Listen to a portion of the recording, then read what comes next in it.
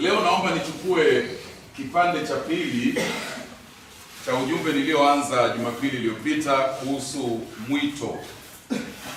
Na Jumapili iliyopita nilikuwa nikiongea kuhusu kile ambacho tulikitaja kama mwito jumla.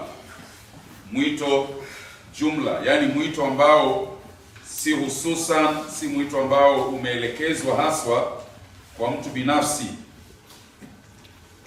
Na tulijifunza mambo kadha hiyo Jumapili ya jana juu ya mwito jumla, na tukawa tunasema kwamba kila mtu anaposikia injili ikihubiriwa, ikisemwa, ya kwamba wakati ule yule mtu anaitwa kwa ujumla. Na mwito jumla ni mwito unaokwenda kwa kila mtu, ila inaweza kwenda kwa kila mtu, lakini si kila mtu asikiaye mwito jumla atafikia kuokolewa ama afikie imani ya watakatifu. Lakini leo napenda niongee habari za mwito tekelezi. Mwito tekelezi. Mbali na mwito jumla, tuna aina ya pili ya mwito. Na ule mwito ndio nauita mwito tekelezi. Wale ambao mmekuwa mkifuatilia kwa karibu, tumekuwa tukisema ya kwamba kulingana na mafundisho ya Mtume Paulo katika Warumi mlango wa 8, 29 na 30, tunasoma kwamba kuna viunganishi vitano katika nyororo ya wokovu. Kwamba kuna hiki ambako Mtume alikiita kujulikana tangia asili, alafu kuna kuchaguliwa tangia asili, lakini kipengee cha tatu tulifikia mwito, kwamba wale waliojulikana wakachaguliwa, hawa Mungu anawaita. Lakini tukapata ya kwamba mwito wa injili unapotoka kwa jumla, unapokwenda kwa watu wengi, kuna wengine wanaisikia na kuitikia, na kuna wengine wanaisikia na kupuuza. Kuna wengine wakisikia injili roho zao zinavunjika, wanayeyushwa katika mioyo yao, wanamwamini Yesu, wanapata uzima wa milele. Lakini kuna wale pia ambao watasikia injili ile ile, mhubiri yule yule, sauti ile ile, pahali pale pale, kwa wakati ule ule, lakini wale watu wasifikie imani katika Kristo Yesu, wasigeuzwe katika maisha yao, na hatimaye watu wale wajipate jehanamu ya milele. Hasa tofauti ni gani? Tofauti ni gani kati ya yeye asikiaye na kufikia wokovu na yeye asikiaye wala asifikie wokovu? Nasema tofauti ni kwamba mmoja alipata mwaliko jumla, lakini yule wa pili anapata huu mwaliko ambao unautaja kuwa mwaliko tekelezi ama mwito tekelezi. Nikisema mwito tekelezi, nina maana ya kwamba mwito huu unakuja na uweza tosha wa kuleta mabadiliko. Wale ambao mnataka maelezo juu ya mwito tekelezi, tunasema ni mwito unaokuja kwa binadamu na uwezo tosha wa kufanya mabadiliko. Mwito unapokuja hauji kwa sauti tu, lakini nakuja kwa uwezo na nguvu. Tunasoma kwa mfano katika kitabu kile cha Wathesalonike wa kwanza mlango ule wa kwanza na mstari wa 4. Nasema Wathesalonike wa kwanza mlango ule wa kwanza na mstari wa 4. Tusome pale usikie mtume anasema mambo gani katika Wathesalonike.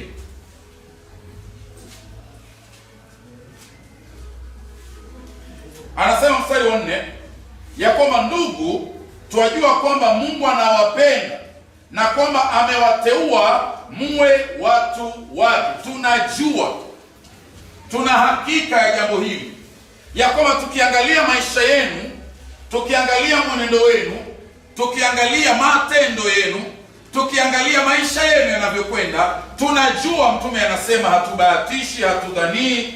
Ndugu, twajua ya kwamba Mungu anawapenda na kwamba amewateua mwe wake. Sababu gani? Mstari wa 5, Thesalonika wa kwanza mlango wa kwanza mstari wa 5, maana wakati tulipowahubirieni ile habari njema, haikuwa kwa maneno tu. Tulipowahubirieni ile habari njema, haikuwa kwa maneno tu, lakini ilikuwa kwa nini tena nyingine? Bali pia kwa nguvu na kwa Roho Mtakatifu.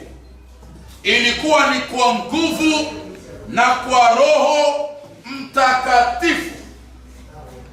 Tunajua Mungu amewapenda, tunajua Mungu amewachagua. Sababu gani? Injili ilipokuja haikuja kwa maneno matupu. Sasa wapendwa, nataka tuelewane. Twajua ya kwamba mmechaguliwa, Mungu anawapenda, maana injili yetu haikuja kwa maneno matupu. Sasa nasema hivi, tofauti ya mwito jumla na mwito tekelezi. Mwito tekelezi huja kwa maneno matupu. Nasema ya kwamba mwito jumla unakuja kwa maneno matupu. Si hati maneno matupu ni mabaya, manake hata nyie wengi mnasikia haya maneno. Ni maneno yanakwenda kwa kila mtu. Lakini mwito tekelezi hauji kwa maneno matupu. Mtume anasema ya kwamba injili yetu ilikuja kwenu kwa uweza na kwa Roho Mtakatifu. Mwito tekelezi. Mungu anapoita mtu kwa njia ya wokovu, hamwiti kwa maneno matupu. Nasema hivi, kuna watu wengi leo wamedanganyika. Kuna watu wengi leo wamehadaika, maana walisikia mwito jumla wa maneno matupu, lakini hawakusikia mwito tekelezi. Jumapili hii na ya kesho nachimba mashimo na kuweka misingi juu ya mwito huu tekelezi. Nataka ujiulize swali, je, uliitwa kwa mwito gani? Ulikuwa mwito jumla wa maneno matupu ama ulikuwa mwito tekelezi? Angalia kile kitabu cha Wakorintho wa kwanza. Wakorintho wa kwanza mlango wa 2. Wakorintho wa kwanza mlango wa 2.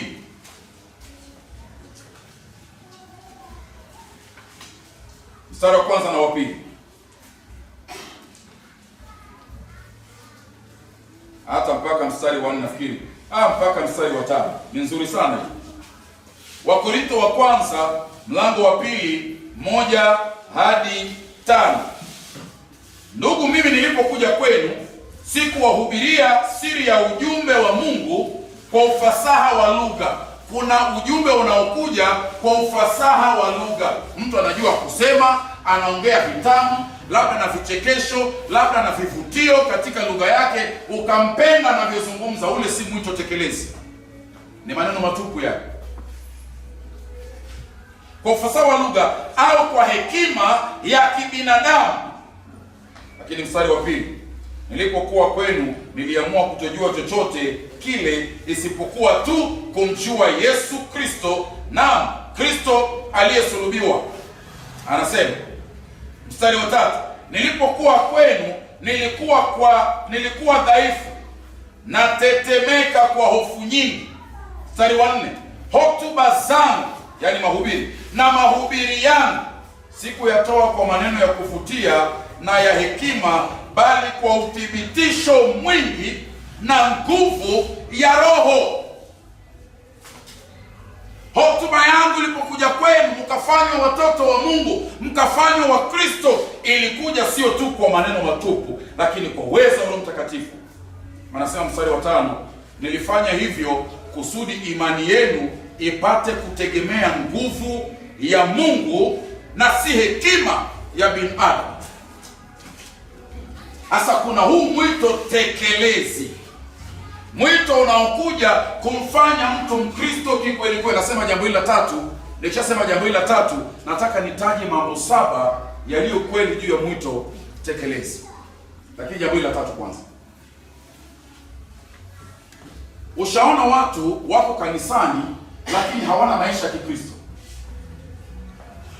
Ni mwenda kanisa kweli, anarauka kila asubuhi akienda kanisani kweli, anabeba Biblia yake anaenda, lakini matendo yake ni mabovu. Waimbaji wakaimba wakasema, umejivalia ngozi ya kondoo lakini ndani mbwa mwitu.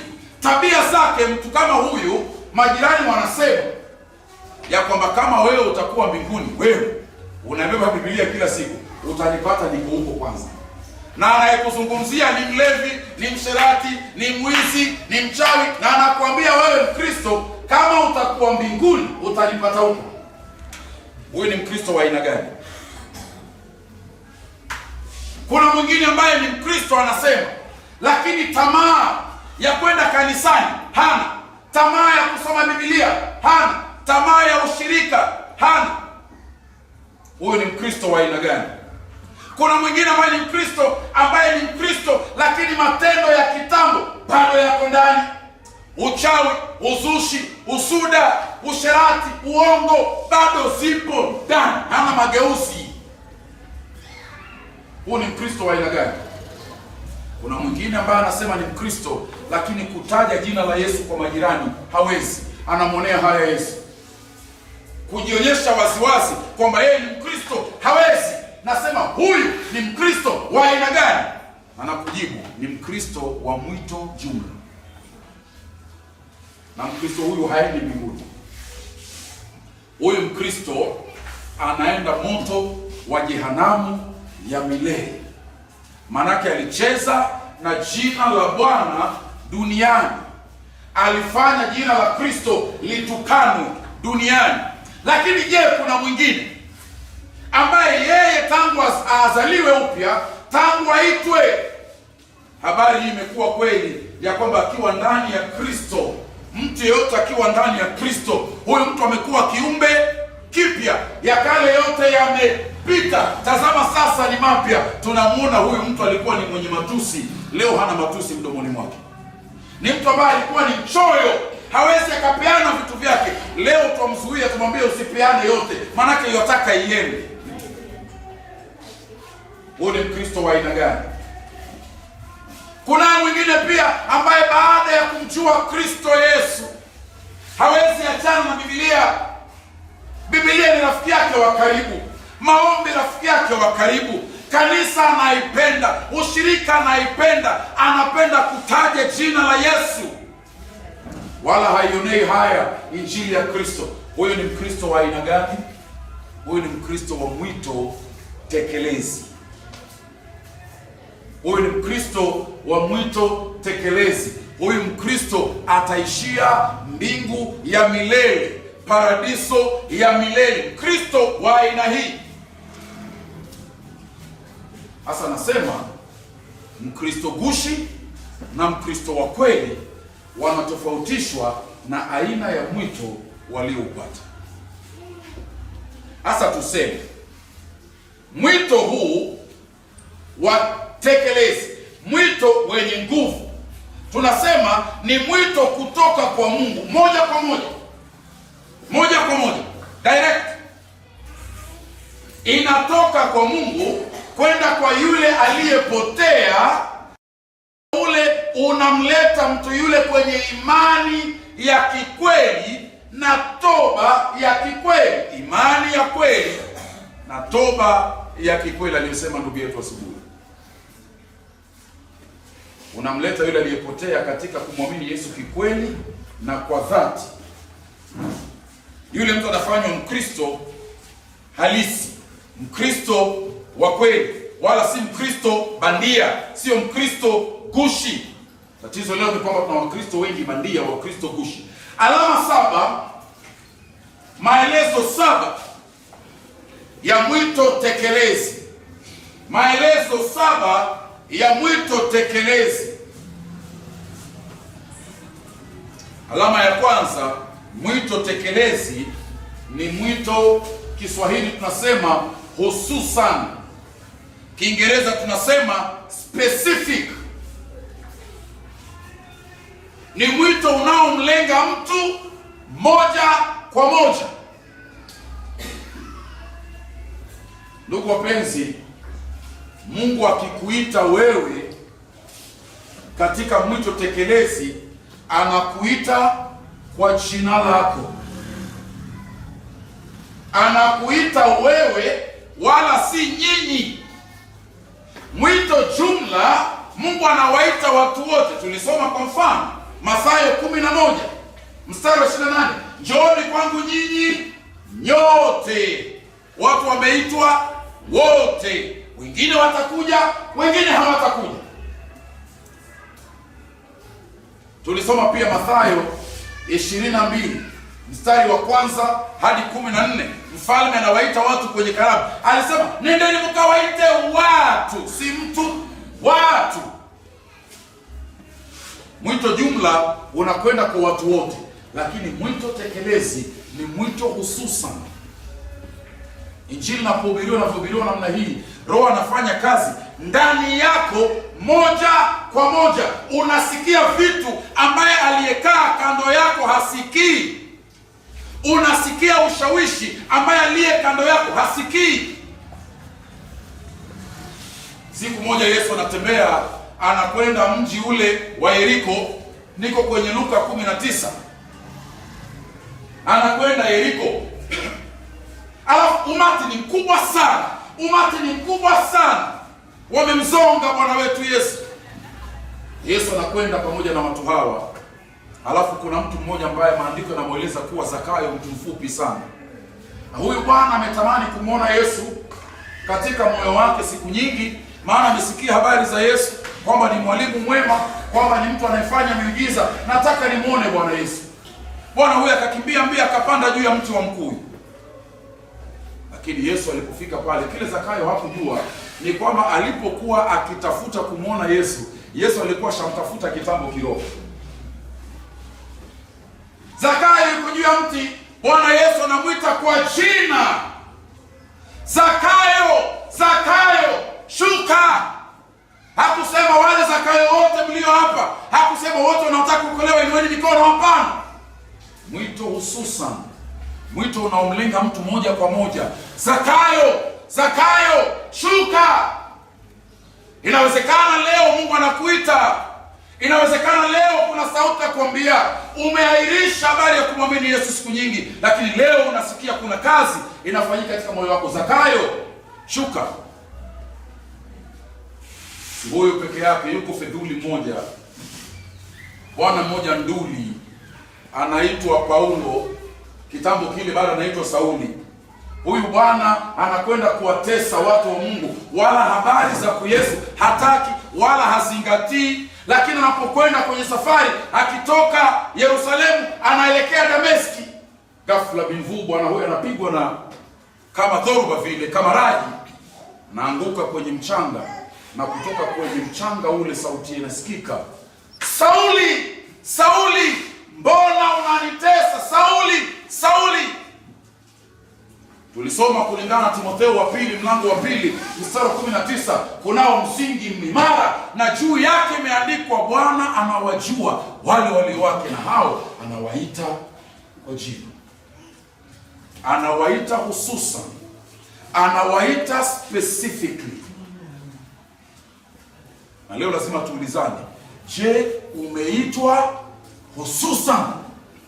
Je, kuna kazi imefanyika ndani ya moyo wako? Alama ya kwanza kabisa ya mwito tekelezi ni kwamba ni mwito unaomlenga mtu kibinafsi. Wengine husema, twendeni zetu, twendeni kwenye mkutano, twendeni tukasikie, twendeni, alafu wanaongeleshana. Mimi wakati ule uona, twende kanisani. Leo twende tuombe. Ule si mwito tekelezi. Mwito tekelezi unakuja kwako kibinafsi. Unasema leo nitakwenda kwa Yesu. Leo nataka nimjue Yesu. Leo nataka nigeuzwe na Yesu Kristo. Mwito tekelezi, alama ya kwanza. Alama ya pili ya mwito tekelezi ni mwito wa kiroho. ni mwito wa kiroho. Nikasema alama ya kwanza ni mwito hususan unalenga mtu binafsi, lakini alama ya pili ya mwito tekelezi ni kwamba ni mwito wa kiroho. It's a spiritual calling. It's a spiritual calling. Mwito wa kiroho. Wengine walimsikia Bwana Yesu kwa masikio ya nje, lakini kuna watu walimsikia Bwana Yesu kwa masikio ya ndani. Wengi walimsikia kwa masikio ya nje, lakini kuna wale walimsikia kwa masikio ya ndani. Yale masikio ya ndani, masikio ya rohoni. Nasikia sina amani katika moyo wangu, manake dhambi zangu hizi naona zikinipeleka pahali pabaya. Unasikia mwito katika roho. Iko tofauti, na nitarudia mstari huu tena na tena kwenye kitabu cha Matendo ya Mitume mlango wa 16. Matendo ya Mitume 16 mstari wa 13, 14 na 15. Matendo ya Mitume 16, 13, 14, 15. Paulo na Sila wanahubiri katika ufuo wa bahari ya Filipi, mji unaitwa Filipi. Pale tunaambiwa kuna wanawake wengi wafanyabiashara, kama ilivyo desturi ya fuko za bahari. Kuna wengi wanafanya biashara, yule anauza njugu, huyu anauza mahindi chemsha, huyu anauza nguo, Masai pia anatembeza viatu vyake na nini zingine. Watu wana biashara tofauti. Mtume Paulo na Sila wanahubiri pale. Wanapohubiri tunaambiwa wengi walikuwa wanasikia sauti ya Mtume Paulo. Ile inaitwa mwito jumla. Lakini tukaelezwa kwamba kati ya wale wengi walikuwa wakisikia sauti kwa masikio ya nje, masikio ya kimwili, kuna mmoja tunaambiwa anaitwa Lydia. Mwanamke huyu tunaambiwa Bwana alifungua roho yake akaweze kuyapokea. Ndugu Jeff ameeleza asubuhi ya kwamba kupokea neno ni kuamini neno. Basi huyu Lydia kati ya wengi, yeye hasikii tu kwa masikio ya nje, lakini roho yake tunaambiwa mstari wa 14 Bwana ameifungua, anasikia mara mbili. Kile wengine unasikia mara moja, Lydia anasikia mara mbili. Anasikia kwa masikio ya nje hapa, lakini anasikia tena kwa masikio ya ndani. Hii ina maana anapata mwito tekelezi. Unajua tukiwa hivi kanisani, ndugu wapenzi, nyote mnaniona, ninashukuru mnaniangalia, macho yenu yananiona, masikio yenu yananisikia, lakini natamani muwe kuna sauti nyingine mbali na hii mnaisikia, sauti ya Yesu Kristo, sauti ya Roho Mtakatifu. Maana mwito tekelezi si mwito wa nje, mwito wa ndani. Mwito wa ndani. Kuna mstari kwenye kitabu cha Waefeso mlango wa 2. Naamini kuanzia mstari wa 14 ukisoma mpaka mstari wa 17. Waefeso 2:14 hadi 17. Utapata pale habari mtume anawaambia wale Waefeso ya kwamba yeye Yesu alikuja akawahubirieni Injili. Yesu alikuja akawahubirieni Injili. Nyinyi mliokuwa mbali na nyinyi mliokuwa karibu. Yesu mwenyewe alikuja akawahubiria Injili. Paulo, umenichanganya. Manake kama masomo yangu ya Biblia ni sahihi na kama naelewa historia ya Biblia vizuri, Yesu hakuwahi kuondoka nje ya Israeli. Hakuwahi. Mara moja tu alipotoka Israeli alikuwa Misri, hapa juu kaskazini mwa Afrika, na alikuwa mtoto wa chini ya miaka 2. Tangia hapo aliporudi hakuwahi toka Israeli. Unamaanisha nini? Ya kwamba Kristo alikuja akahubiria Waefeso maili nyingi sana kutoka Israeli. Unamaanisha nini?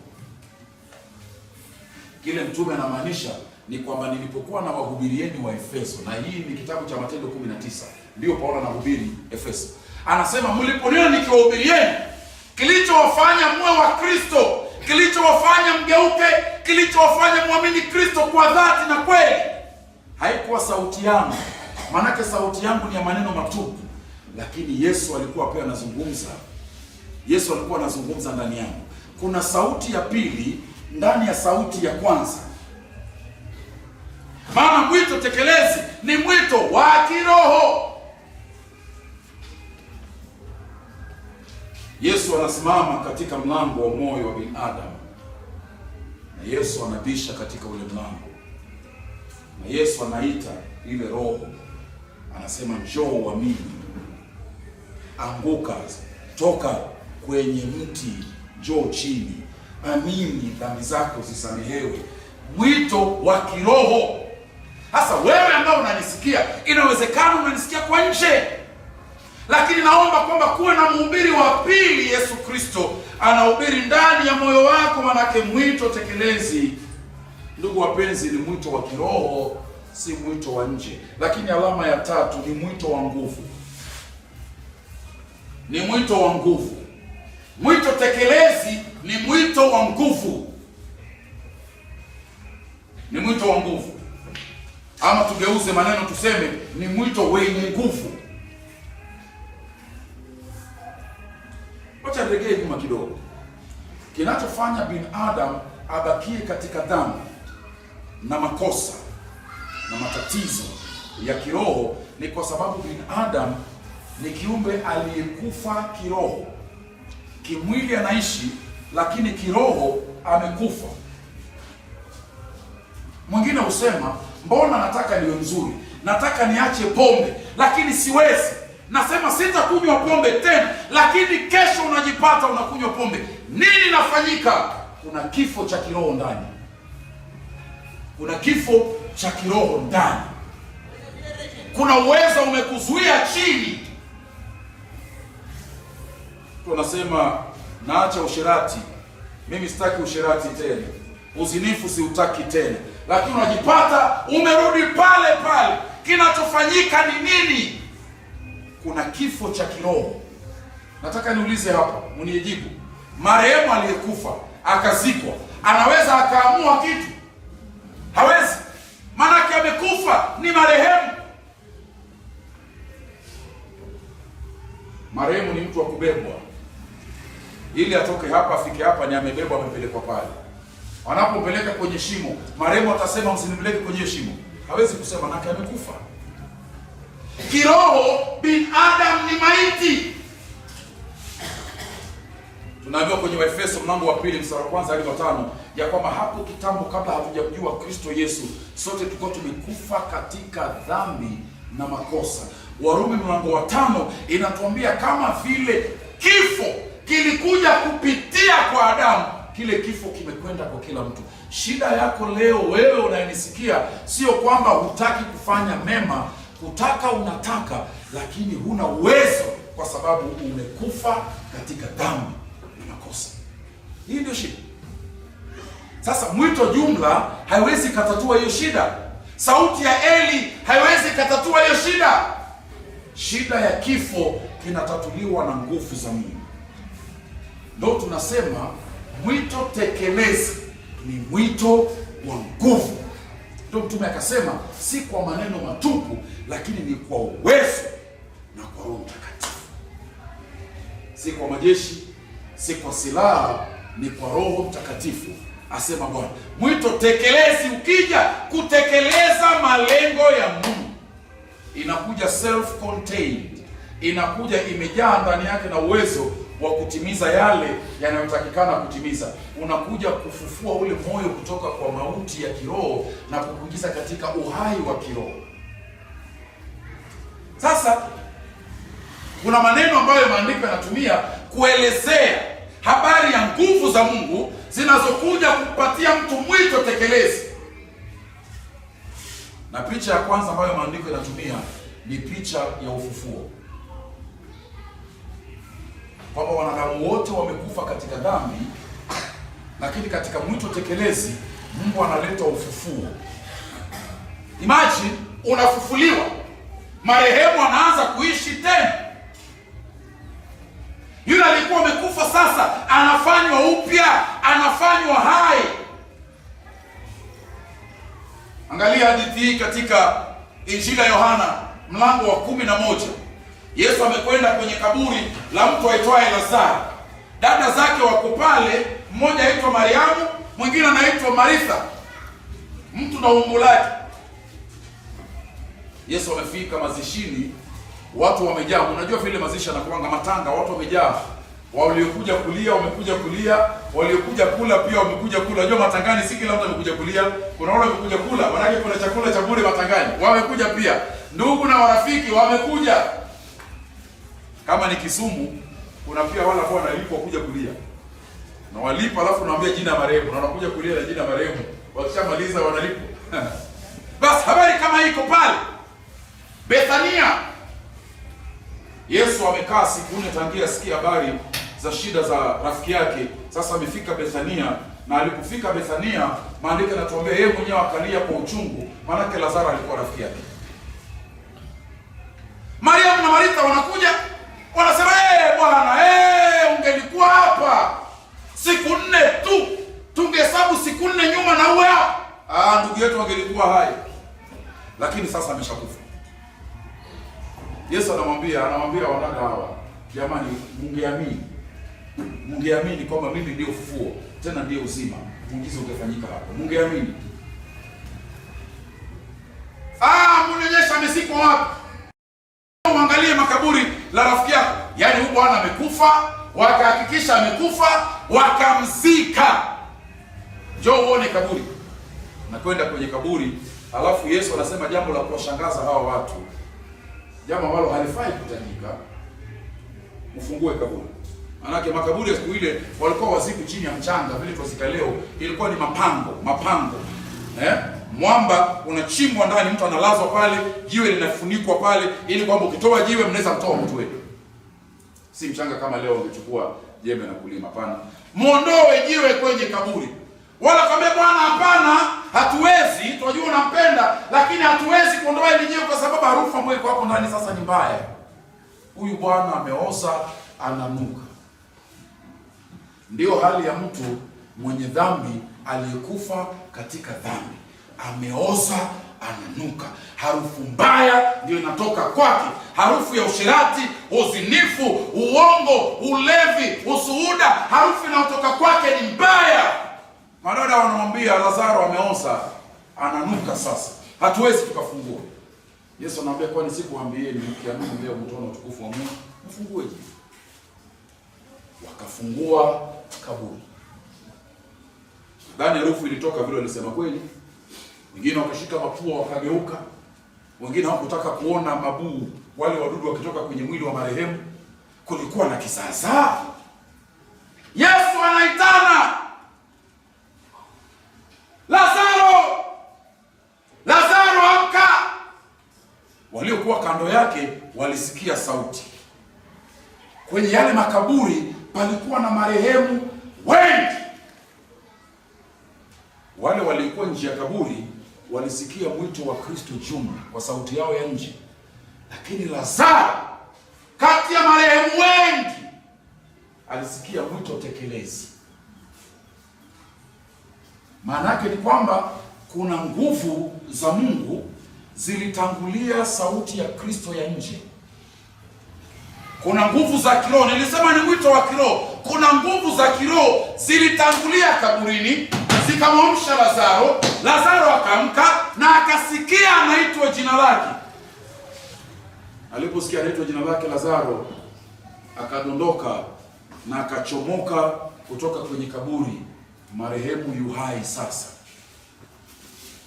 Hivi ndivyo inafanyika wakati mwito tekelezi unakuja. Ni mwito wa nguvu, ni mwito wa uweza, ni mwito unaokuja kufanya kitu katika maisha ya mtu.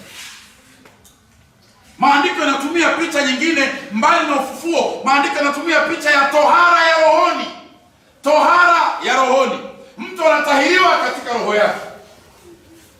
Mtume anasema sasa tuna tohara isifanywe na mikono ya wanadamu, lakini tohara inafanyika kwa uweza wa Mungu, tohara ya kiroho. Na ile tohara ni katika moyo. Ndio tunarudi kwenye kitabu cha Matendo ya Mitume 16.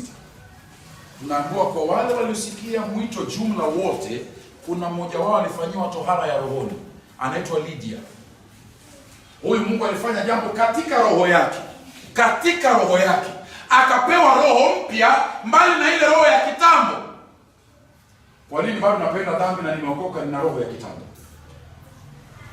Kwa nini nasema nimeokoka lakini usherati, usinifu, husuda, mambo kama haya, uchafu siwezi nikata? Ni roho ya kitambo. Kwa nini mambo haya mabaya yamenishinda kuacha? Roho ndio mbaya. Nataka nifanye vizuri lakini roho inakataa. Nataka nitende mema lakini roho inakataa. Kinachohitajika ni tohara ya rohoni. Manake huu ni mwito wa nguvu. Mwito wa nguvu. Ezekieli 36 mstari wa 26 na 27. Ezekieli 36 mstari wa 26 na 27 inasema, siku zinakuja, asema Bwana, nitatoa roho ya mawe ndani ya watu hao. Nitatoa roho ya mawe, nitatoa roho ya mawe, na badala yake nitaweka roho ya nyama. Alafu anasema sura 27, nitaandika sheria yangu ndani ya sehemu zao za ndani. Ni kazi ya nguvu, ni mwito wa nguvu. Ndio mtume akieleza habari za injili katika Warumi mlango wa kwanza 16, anasema sionei haya injili, maana injili ni nguvu za Mungu ziletazo wokovu. Ili wokovu uje kikweli, inataka nguvu za Mungu, sio uamuzi. Leo nimeamua kufuata Yesu. Hapana. Leo nimeamua kanisa ni mzuri, nitakwenda. Hapana. Nguvu za Mungu lazima zifanye kazi ndani ya maisha yako. Lakini kuna picha ya tatu inayotumika kueleza habari kwamba ni mwito wa nguvu. Tunaambiwa mtu anayefanywa Mkristo sio tu amefufuliwa kutoka wafu, sio tu kama amepewa roho mpya, lakini tunaambiwa kwamba mtu huyu amezaliwa mara ya pili. Amezaliwa mara ya pili. Mara ya kwanza alizaliwa na mamake nyumbani, akaja duniani. Kuna kuzaliwa mara ya pili. Ndio nikasema ni mwito wa kiroho, maana kuzaliwa huku si kwa kimwili, ni kwa kiroho. Lakini tuwazaliwa vipi mara ya pili? Tuwazaliwa mara ya pili kwa uweza wa Mungu. Anasema katika Injili ya Yohana mlango wa kwanza mstari wa 11, 12, 13 kwamba hawa walizaliwa tena sio kwa mapenzi ya binadamu, lakini kwa mapenzi na nguvu za Mungu. Picha nne ambayo maandiko yanatumia kuelezea nguvu zinazokuja kubadilisha mtu kuwa Mkristo ni kwamba tunaambiwa sasa sio tu tumezaliwa mara ya pili, lakini kwamba sasa tukiumbe kipya. Kiumbe kipya. Mtu akiwa ndani ya Kristo Yesu amekuwa kiumbe kipya. Ya kale yote yamepita, tazama sasa yote yamekuwa mapya. Ni kiumbe kipya. Haja karabatiwa, ameumbwa upya. Hajarekebishwa, hapana, ameumbwa upya. Ni mtu mpya sasa. Wewe kama ni Mkristo katika nyumba hii, ni sharti ionekane kwamba kuna kazi ya kiumbe kipya ndani yako. Kazi ya kiumbe kipya. So nimesema ni mwito wa nguvu, lakini jambo la nne ni mwito wenye malengo. Ni mwito wenye malengo. Ni mwito wenye malengo. Nasema la kwanza, mwito hususan. 2, ni mwito wa kiroho. 3, ni mwito wenye nguvu. 4, ni mwito wenye malengo. Tulisoma pale katika Warumi 8:29 ya kwamba wamechaguliwa ili wakafananishwe na mwana wa Mungu. Wamechaguliwa kwa malengo ya kufananishwa na mwana wa Mungu. Kuna wengine usema ameokoka lakini hatuoni wakifanana na Yesu. Urongo. Mwito huu una malengo ya kutufanya kama mwana wa Mungu. Injili ya neema inapohubiriwa siku nyingi, watu hukosa kuielewa, wakadhani kwamba tunawaambia unaweza ishi vile unapenda, maana wokovu ni wa neema. Hapana. Tukiitwa, tunaitwa kwa malengo. Wafilipi mlango wa pili kuanzia mstari wa 13, actually mstari wa 10 ukiendelea, wa Filipi 2 kuanzia 10 ukiendelea, hasa ukifika 13, 14 inatuambia kwamba sisi Mungu ametuita tukatembee kwenye kazi nzuri alizotuandalia tangia mwanzo. Ametuita tukatembee kwenye kazi nzuri alizotuandalia tangia mwanzo. Maana unapoitwa na Mungu umeitwa kufuata njia nzuri. Walikuja kwa yule bwana aitwaye Yohana Mbatizaji. Yohana akamwambia, mumeamini? Sawa. Nimewabatiza? Sawa. Lakini zaeni matunda ipasayo toba. Muishi ipasavyo Mkristo kuishi. Maanake mwito tulionao ni mwito wenye malengo. Hatujaitwa tukaachwa. Tumeitwa ili tuwe wema. Tumeitwa ili tuwe wasafi. Tumeitwa ili tuwe wa manufaa. Tumeitwa tuwe na mabadiliko. Mabadiliko yenyewe tufikishe katika mwana wa Mungu mwenyewe. 5.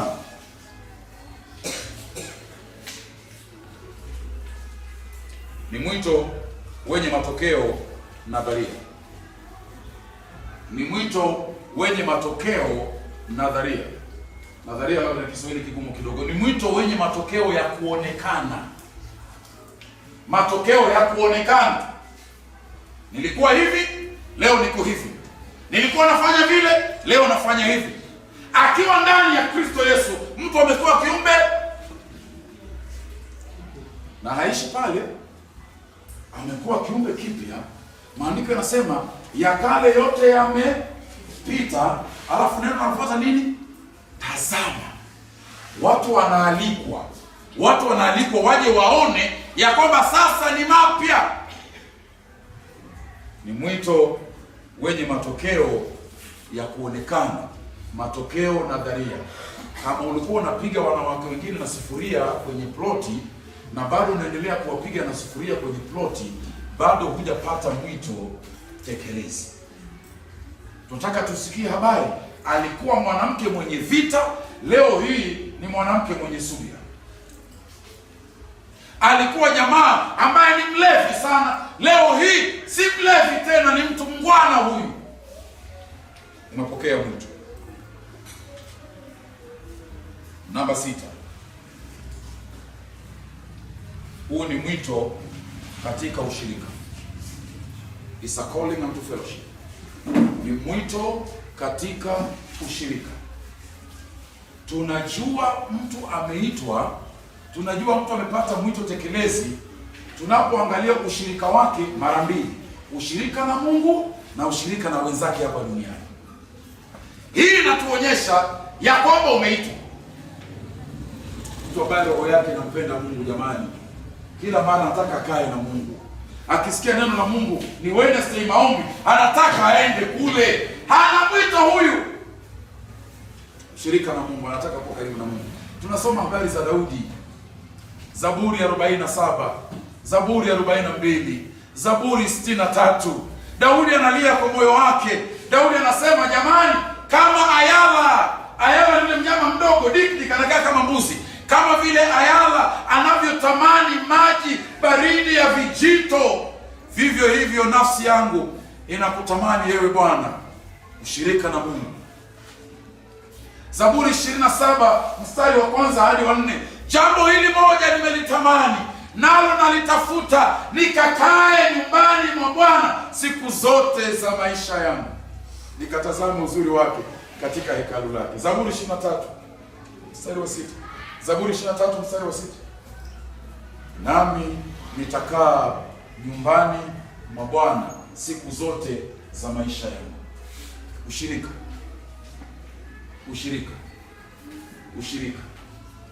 Moyo unaompenda Mungu, moyo unaomtafuta Mungu, moyo unampapatikia Mungu. Lakini si tu ushirika na Mungu, lakini ushirika pia na wenzako.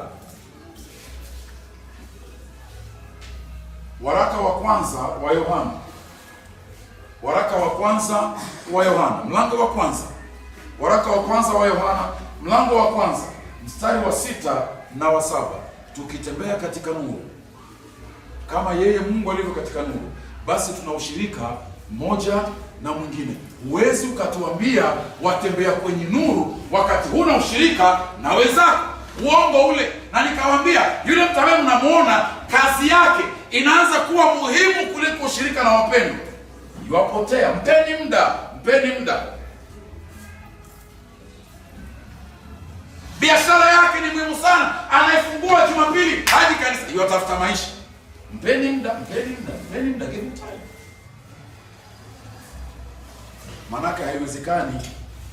Wanasema meko, wale ambao mnatumia maika meko, ukiweka kuni alafu kaiwasha, kuni zimekauka vizuri, moto utawaka ama hautawaka?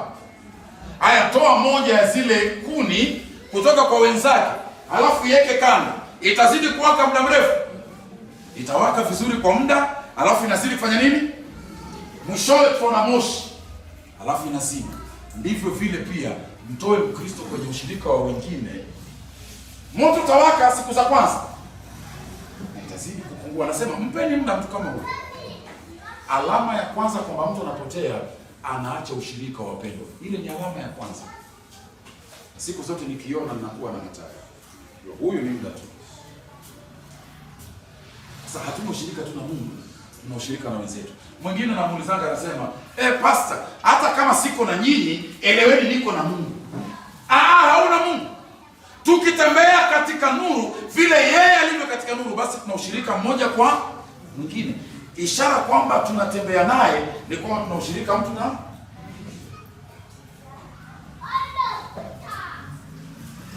Waebrania mlango wa 10:25 nasema msiache kutalika pamoja kama ilivyo desturi ya wengine. Msiache. Tafuteni. Fukuzieni. Kitabu cha Mhubiri mlango wa 4 kuanzia mstari wa 9 anasema wawili ni bora kuliko moja, maana na ujira mema kwa kazi yao. Mmoja akilemewa, mwingine atamsaidia mwenzake. Mmoja akiwa na baridi, mwingine atamtia mwenzake joto. Maana yake kamba ya vifungu vitatu ni bora kuliko kamba yenye kifungu kimoja. Huu ni mwito unaotuleta kwenye ushirika.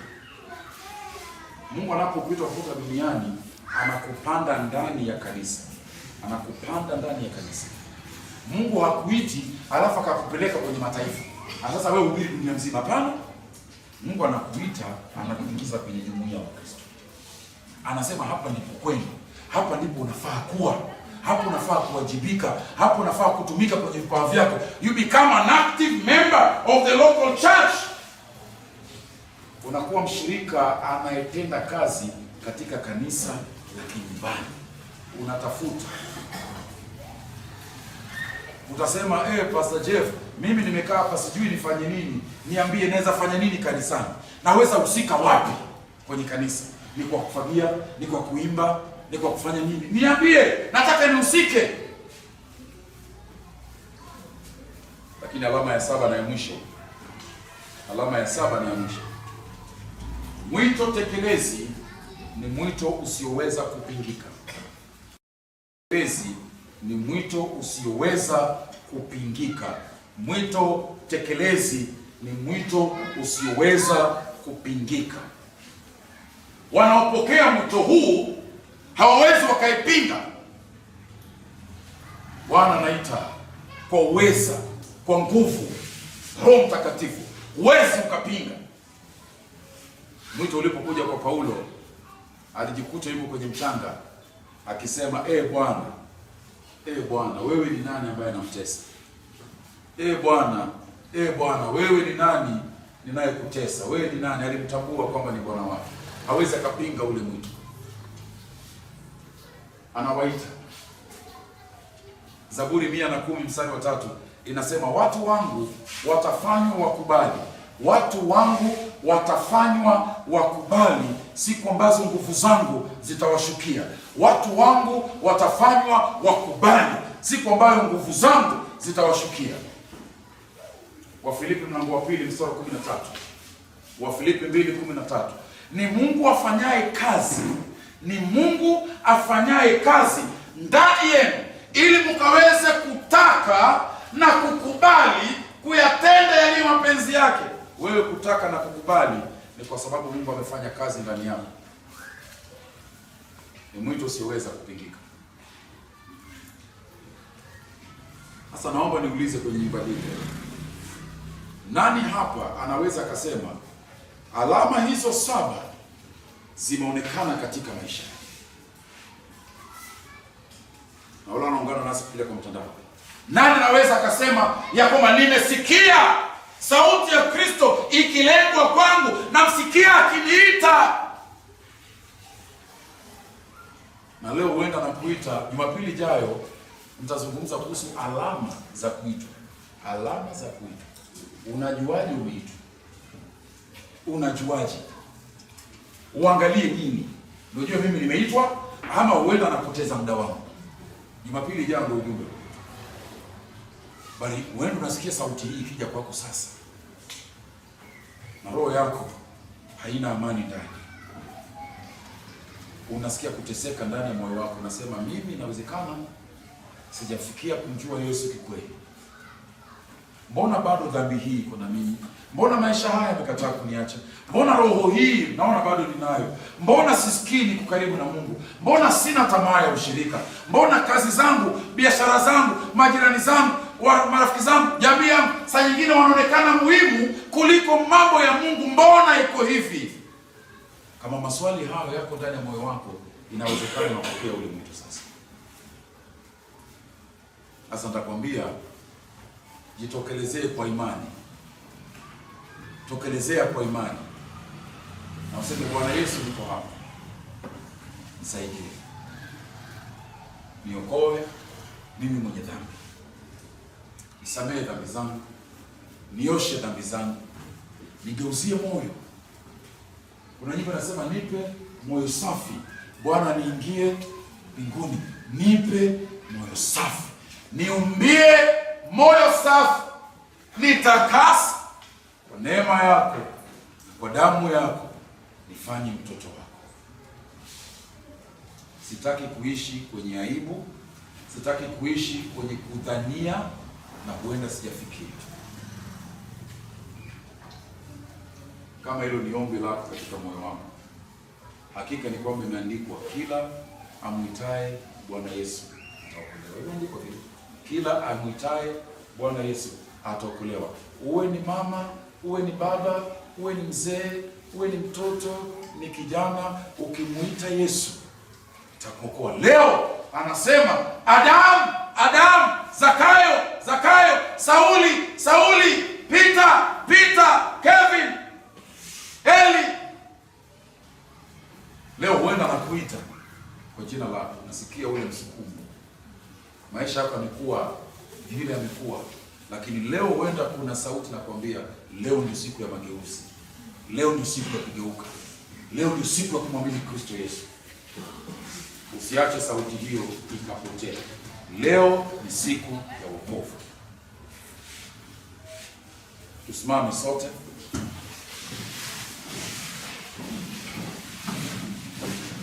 Alafu naomba kama unaweza ukainamisha kichwa chako chini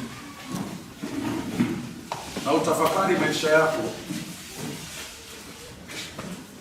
Inamisha kichwa chini, kama unaweza kufunga macho funga. Utafakari maisha yako. Je, ni maisha yanayompendeza Mungu? Je, unadhania leo wewe ukifa utaenda mbinguni moja kwa moja, ama kuna mashaka? Inawezekana leo ufe upatikane jehanamu ya mateso ya moto uwakao milele. Sehemu yako ni gani? Je, unaona maisha yako yanafanana na Kristo? Je, kuna uwezo umetenda kazi ndani ya moyo wako? Na kama unaona kuna upungufu, kama unaona kuna michezo, usingojee na usipige kelele, usitoe sauti. Katika moyo wako wa ndani unaweza sema, Bwana Yesu nisaidie. Bwana Yesu nisaidie. Bwana Yesu usiniache. Bwana Yesu nitoe hapa nilipo. Bwana Yesu nataka niwe mtu bora zaidi. Sema kwa roho yako ndani. Na Mungu wetu anaweza kufanya muujiza leo kwa ajili yako. Kwa imani kama unainua roho yako. Kwa imani kama unamlilia Yesu. Kwa imani kama unatafuta wokovu, Bwana Yesu atakupatia ile, manake ni ahadi. Kila liitaye jina Bwana ataokolewa. Kila litaje jina la